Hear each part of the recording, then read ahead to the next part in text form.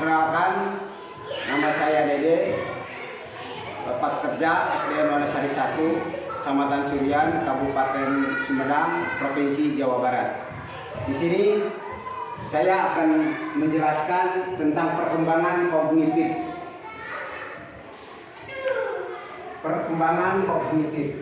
Mungkin perkembangan kognitif itu bisa diartikan kognitif berarti perkembangan pengetahuan. Dalam artian di sini yaitu pengertiannya itu perkembangan inteligensi yang berguna mengarahkan manusia sebagai individu. Itu pengertiannya, yaitu mengenai tentang perkembangan kognitif. Jadi perkembangan inteligensi yang berguna mengarahkan manusia sebagai individu atau sebagai dianya sendiri.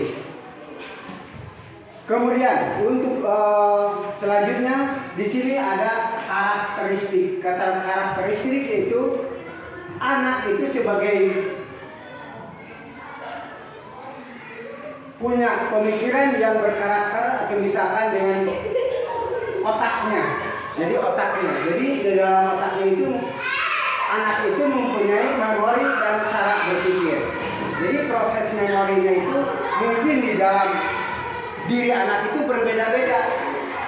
Ada yang memorinya itu sebagai anak ada yang cepat, ada yang lambat, seperti itu. Jadi dalam pola berpikirnya itu pasti anak itu berbeda-beda. Terutama ini di dalam proses memori ini dibedakan menjadi 3 komponen. Pertama mengenai persepsi, ya, dari perbedaan tadi. Yang kedua memori dan yang ketiga atensi. Yang mana di sini disebutkan persepsi, berarti persepsi itu tanggapan. Apakah anak itu misalkan dalam proses pembelajarannya tanggapan itu menerima tanggapannya itu cepat atau lambat, mungkin ditentukan oleh anaknya itu sendiri. Kemudian yang kedua proses memori, yaitu proses ingatan. Jadi daya pikir anak itu pasti berbeda-beda daya ingatnya. Mungkin memori yang ini anak yang satu, daya pikirnya ada yang lambat, dan yang anak kedua pola pikirnya ada yang cepat. Nah itu bisa dibedakan. Yang ketiga mengenai memori atau cara berpikir atensi atau perhatian. Jadi di sini perlu sebagai seorang guru perlu sekali memperhatikan apakah anak itu di dalam proses pembelajaran itu bisa menanggap atau bisa mengingat. Kemudian yang ketiga itu memperhatikan. Jadi kalau dalam proses pembelajaran yang diberikan oleh guru kepada anaknya itu ini jelas sekali atensi atau perhatian. Jadi kalau misalkan mengajar anak didik, apakah guru itu ada perhatian kepada anak? Ada anak yang misalkan ada yang nakal, ada yang manja, ada yang lincah sekali.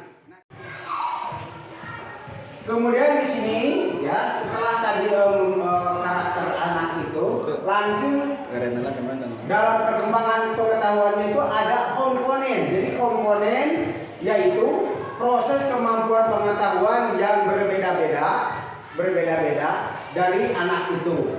Mungkin di sini peran guru yang sangat penting, perlu pengetahuan untuk memperhatikan anaknya itu dalam pola berpikir. Pertama, dalam pola berpikir itu dibedakan atau dipisahkan itu keterampilan pengetahuannya. Pertama, metakognitif.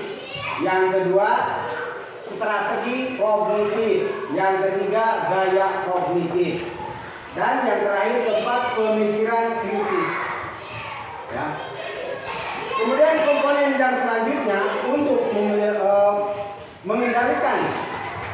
mengendalikan proses kemampuan pengetahuan yang berbeda itu ada faktor yang sifatnya dominan.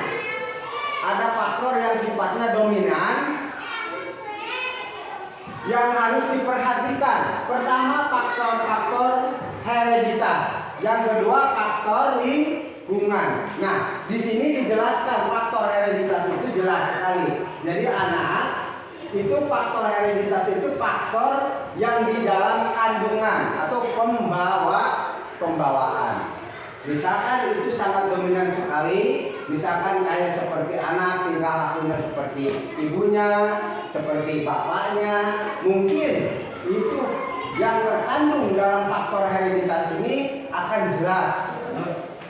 Selanjutnya faktor lingkungan. Nah ini faktor lingkungan yang mempengaruhi anak dalam proses belajar ini tentu sangat penting sekali. Sebab di sini peran guru untuk memperhatikan kemampuan-kemampuan cara berpikir anak itu sangat berat sekali yang berhubungannya dengan faktor lingkungan. Pertama, lingkungan itu apalagi sekarang anak-anak sudah mulai menggunakan alat-alat yang canggih seperti HP ya, dan media-media yang lain. Jadi ini perlu. Jadi untuk mengarahkan kepada anak itu perlu sebagai seorang guru harus memperhatikan faktor-faktor yang mempengaruhi anak. Selanjutnya yang terakhir mengenai perkembangan kognitif anak itu implikasi. Jadi implikasi itu yaitu jadi kita bagaimana solusinya supaya anak itu bisa mengikuti pembelajaran dengan baik dan sungguh-sungguh.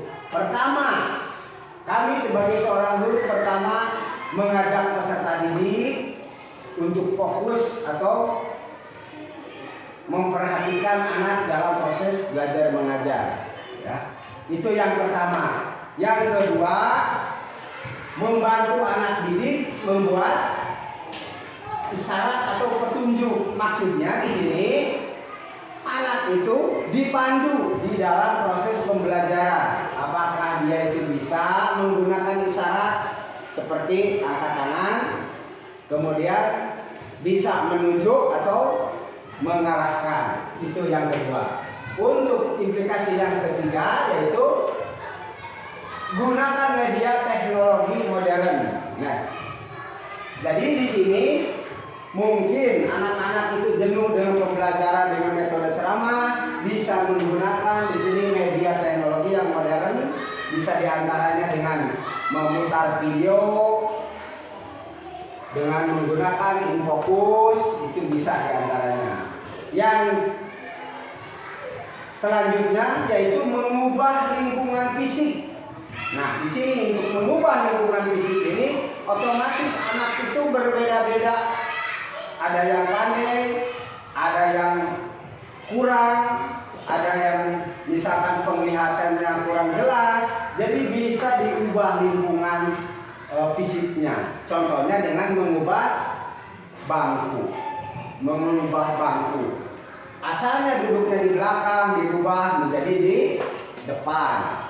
Ya. Jadi selanjutnya mengubah lingkungan fisik itu bisa dari kanan, bisa digeser langsung ke kiri.